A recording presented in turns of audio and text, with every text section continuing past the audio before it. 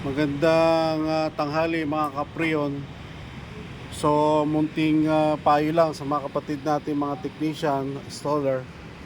So pag nag-i-install tayo dito sa mga ganitong area na medyo mataas yung position natin, so minsan hindi tayo nakakapagsuot ng mga safety harness gawa ng medyo hassle sa atin.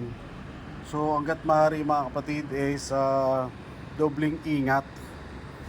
Lagi tayong present of mind. Baka mamaya pag nakapatong ka doon sa mga gutter, iniisip mo para ka nakapatong sa floor area. So wag po tayong ganon, delikado. Lagi present of mind.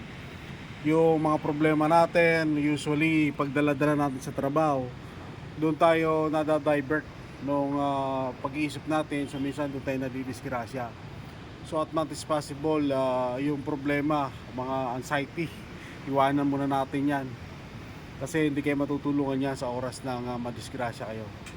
So payo lang po doon sa mga kapatid natin na mga kapwa natin mga technician, na pag nasa mataas ng lugar tayo, at mas is possible nakasuot tayo ng mga safety o kaya mga harness para sa ganoon maiwasan natin. Kung sakaling medyo sagabal naman sa inyo, so at least may tali kayo mahaba para in case na meron kayong pangyayari hindi naasahan, so mawasi safety tayo mga kapatid.